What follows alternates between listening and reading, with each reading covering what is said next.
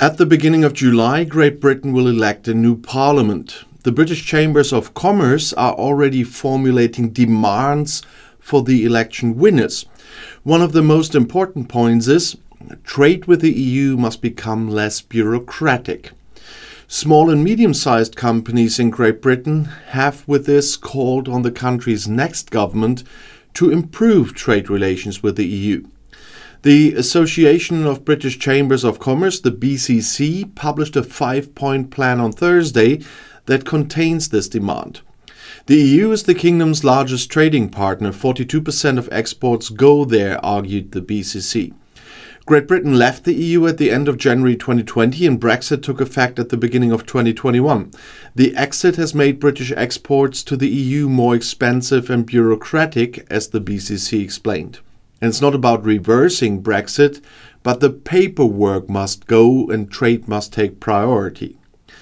The BCC, which comprises more than 50 British chambers of commerce across the country, is specifically calling for a government industrial strategy focused on green innovation, a better planning of education and training to bring companies and education providers into closer coordination, a reform of corporate taxes to encourage growth and investment, an improvement in relations with the European Union to reduce costs for companies, and funding for AI plans by small and medium-sized enterprises, the so-called SMEs. British Prime Minister Rishi Sunak announced July 4th as the date for the parliamentary election. The Conservatives have had a majority in Great Britain for 14 years, but this could change now. The Conservative Tories are currently far behind the Labour Party in the polls, so those demands are for Labour more or less. BCC boss Siobhan Heveland made it clear that rapprochement with the EU is not about revising Brexit. However, the Union is the UK's largest market, so we urgently need to build better trading relations with our closest neighbour, she said. And this is possible even without correcting Brexit, simply by reducing bureaucracy and promoting trade. She doesn't really know how it works with the EU. The next UK government must urgently focus on a better trading relationship with the EU, as Brexit has increased costs and made it tougher to export, one of the country's most influential business networks has said. The British Chambers of Commerce published its kind of election manifesto on Tuesday, citing improved relations with the trading union as part of its 5 demands for whoever wins the general election on July 4th. The manifesto says leaving the EU made it more expensive and bureaucratic to sell our goods and services across the channel, but that better terms are possible to help firms' trades. And Siobhan Heveland also said, the EU is the UK's biggest market, so we urgently need to get a better trading relationship with our closest neighbour. It's not about rewriting the referendum result, it's about cutting red tape and promoting trade. Both Labour and the Conservatives have drawn criticism for avoiding discussion of Brexit and the country's future relationship with Europe.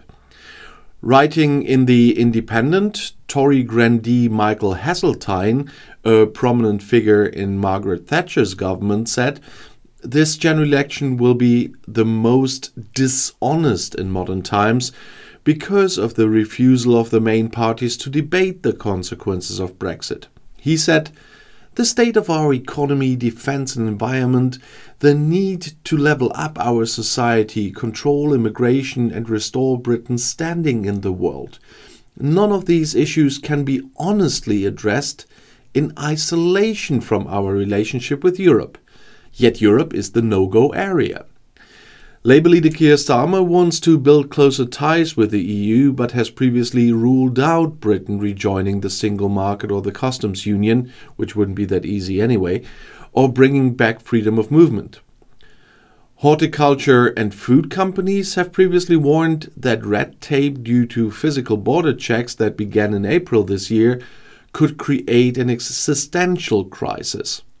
The National Audit Office said in a report earlier this month that the government had no clear timetable to fully implement its post-Brexit border controls with the EU. The government has stated the aim of having the world's most effective border by 2025, so once more world beating. Well, but the NAO said the strategy lacks a clear timetable and an integrated cross-government delivery plan. It said repeated changes to and deferrals of the plan to introduce full import controls have led to uncertainty for businesses and extra cost for the government and ports. Research from the Federation of Small Businesses, the FSB, showed almost 1 in 10 small firms that used to export or import goods have stopped doing so in the past 5 years, in part due to costs, the volume of paperwork, and supply chain or logistical issues. Martin McTake, national chair of the FSB, said, "New border processes have been worryingly complex and costly for SMEs. A lack of coordinated policy approach has led to confusion, and it's right that these challenges have been highlighted in the NAO report. With more changes on the horizon, it's crucial that small businesses are able to plan ahead. They need clarity and certainly don't have time to unravel confusing messages from a variety of different Whitehall departments. The government should communicate with SMEs with a single voice, setting out clear and realistic timescales for any future changes. Government needs to ensure that changes are better planned, timetabled and tested to ensure that operations run smoothly. This will minimize damage to trade and indeed our international global reputation," he said.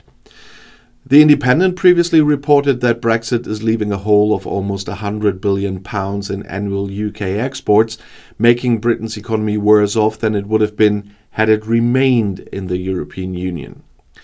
The British government wants to have the most effective border in the world by next year, as I said, and so far London has spent almost £5 billion on this, and according to the Court of Auditors, it's still not at the end.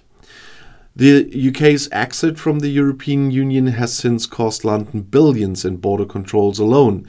The Court of Auditors has estimated the cost to date to at least £4.7 billion, and repeated changes and delays in the introduction of full import controls have led to uncertainty for companies and additional costs for the government and ports, as the authority in London said. At least the British government announced when it left the EU that the United Kingdom would have, and I cannot repeat it often enough, the most effective border in the world by 2025. But without a clear timetable and an integrated cross-government implementation plan, they should show me how they want to do that. The government, on the other hand, stressed that's making good progress here.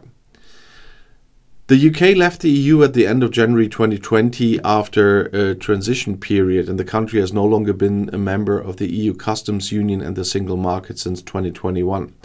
The EU introduced full import controls at the new external border on January 1st, 2021. Great Britain, on the other hand, has postponed this 5 times so far.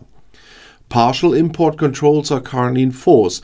Since the end of April, animal and plant products have been checked upon import.